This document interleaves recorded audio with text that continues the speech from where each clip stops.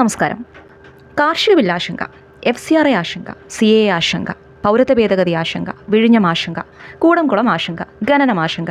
ഇവിടെ സഭക്കാർക്ക് വല്ലാത്ത ആശങ്കയുമാണ്. സമുദായ വളർച്ച പടവലങ്ങ പോലെ കീഴോട്ടുമാണ്. കോൺഗ്രസ് ഭിന്നശേഷി ബിൽ പാസ്സാക്കുമ്പോൾ ഒരാശങ്കയുമില്ല. ഗോവധത്തിനോ ഒരാശങ്കയുമില്ല. മതപരിവർത്തന നിരോധനം കോൺഗ്രസ് നടപ്പാക്കിയപ്പോഴും ഒരാശങ്കയുമില്ല. കുടുംബാസൂത്രണം ആശങ്ക നെഹി. സംവരണം ഒരാശങ്കയുമില്ല.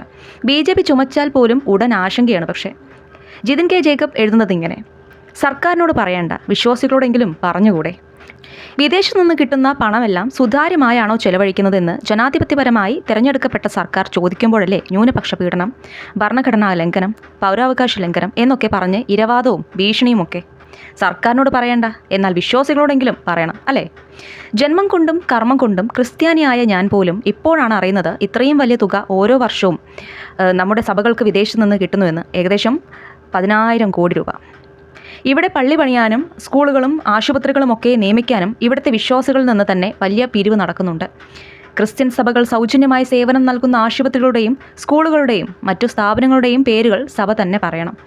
ഒരു വർഷം വിശ്വാസികളിൽ നിന്ന് എത്ര പിരിച്ചു, വിദേശത്തു നിന്ന് എത്ര ലഭിച്ചു, അതിൽ എത്ര രൂപ ഏതൊക്കെ മേഖലയിൽ ചെലവഴിച്ചു എന്നത് വിശ്വാസികളെങ്കിലും അറിയേണ്ടതില്ലേ?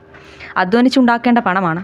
അത് ഏത് വഴിക്ക് പോകുന്നു എന്നറിയാൻ പണം നൽകുന്നവർക്കും അവകാശമില്ലേ? വിശ്വാസികളായ കുടുംബങ്ങൾക്ക് ക്രിസ്ത്യൻ സഭകളുടെ സ്ഥാപനങ്ങൾ കൊണ്ട് എന്ത് നേട്ടമാണ് ഉണ്ടായിട്ടുള്ളത്?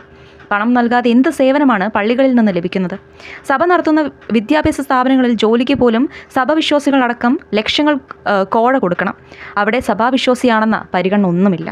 സഭയുടെ ആശുപത്രികളിൽ പോലും സഭാവിശ്വാസികളായ നഴ്സുമാർക്ക് പോലും മാന്യമായ ശമ്പളം കൊടുക്കുന്നില്ല. ഫോറിൻ കോൺട്രിബ്യൂഷൻസ് റെഗുലേഷൻ ആക്ട് പ്രകാരമുള്ള നിയമങ്ങൾ പാലിച്ചാൽ സഭകൾ ഇപ്പോൾ നടത്തുന്ന സ്ഥാപനങ്ങൾ എല്ലാം പൂട്ടിപ്പോകുമെന്ന പുതിയ ഇരവാദം കണ്ടതുകൊണ്ട് ചോദിച്ചതാണ്.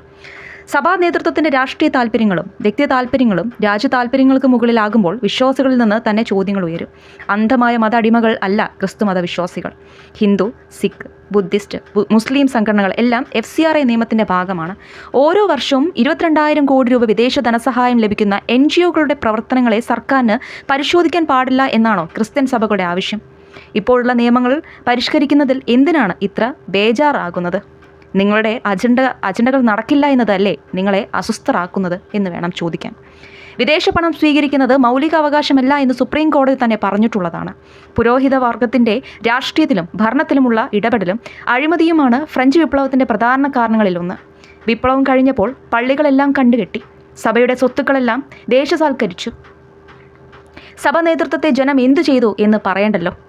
രാജ്യത്തിൻ്റെ സുരക്ഷയ്ക്ക് തന്നെ ഭീഷണിയാകുന്ന നിലയിലുള്ള സഭകളുടെ ഭീഷണിയും ഇരവാദവും വെല്ലുവിളികളും ഒന്നും ആരും അംഗീകരിച്ചു കൊടുക്കാൻ പോകുന്നില്ല.